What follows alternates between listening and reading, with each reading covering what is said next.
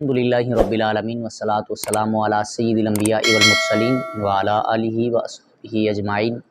صلاۃ والسلام علیک یا سیدی یا رسول اللہ وعلی آلک واصحابک یا حبیب اللہ۔ برادران اسلام، اجمیر شریف میں ایک نعتیہ مشاعرہ رکھا گیا۔ اب منتظمین مشاعرہ کے سامنے مشکل یہ تھی کہ جگر مراد آبادی صاحب کو اس مشاعرے میں مدعو کیا جانا چاہیے یا نہیں کیا جانا چاہیے، کیونکہ ان کی شراب نوشی کی وجہ سے بھی لوگ ان سے محبت کرتے تھے، کیونکہ ان کی شاعری بہت اچھی ہوا کرتی تھی۔ اب منتظمین مشاعرہ کے درمیان اختلاف پیدا ہو گیا، کچھ ان کے حق میں تھے اور کچھ ان کے خلاف تھے، کیونکہ وہ کھلے رند تھے۔ شراب نوشی کی عادت جو ہے وہ ان میں پائی جاتی تھی۔ برادران اسلام، بڑے بڑے شیوخ اور عارف باللہ ان سے نفرت کرنے کی بجائے افسوس کیا کرتے تھے کہ ہائے کتنا جو ہے وہ اچھا انسان اور کس کام میں لگ گیا ہے۔ برادران اسلام، مختصر کرتا چلوں کہ اب منتظمین مشاعرہ نے بڑے اختلافات ہونے کے باوجود جگر مراد آبادی صاحب کو اس مشاعرے میں مدعو کر لیا۔ اب جب ان کے پاس یہ خبر پہنچی، یہ پیغام پہنچا کہ اجمیر شریف میں نعتیہ مشاعرہ ہے اور آپ نے تشریف لانی ہے، اب وہ کھلے رند تھے۔ جب یہ سوچا کہ میں ایک شرابی ہوں، میں سیاکار ہوں، بدکار ہوں، گناہ گار ہوں، تو کہاں میرے سرور کائنات صلی اللہ علیہ وآلہ وسلم کی مدح، میں تو یہ کام نہیں کروں گا۔ ان کی آنکھوں سے آنسو اور زبان سے انکار جو ہے وہ رواں تھا۔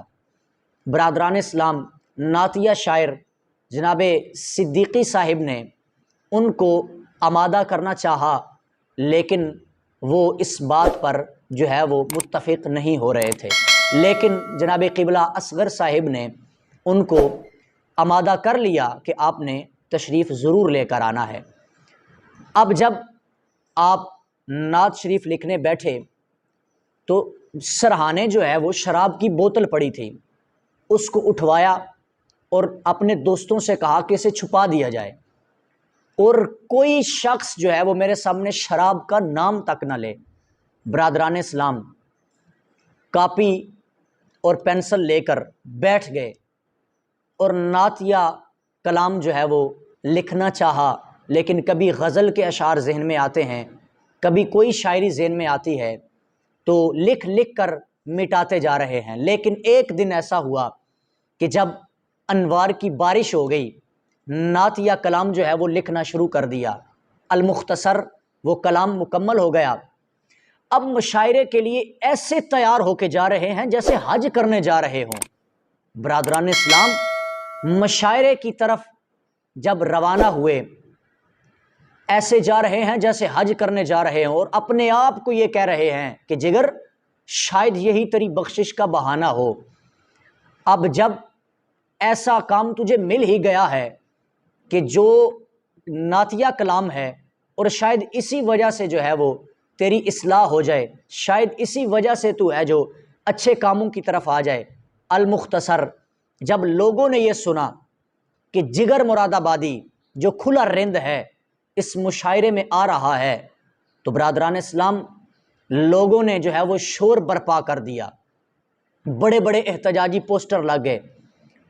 جب مشاعرے سے 2 دن قبل جگر مراد آبادی صاحب نے تشریف لے کر آنا تھا اجمیر شریف، تو لوگ اسٹیشن پر جمع ہو گئے اور زور زور سے جو ہے وہ آوازیں کسنا شروع کر دیں کہ جگر مراد آبادی جو کھلا رند ہے، ہم اس سے جو ہے وہ اس مشاعرے میں نعت نہیں سن سکتے۔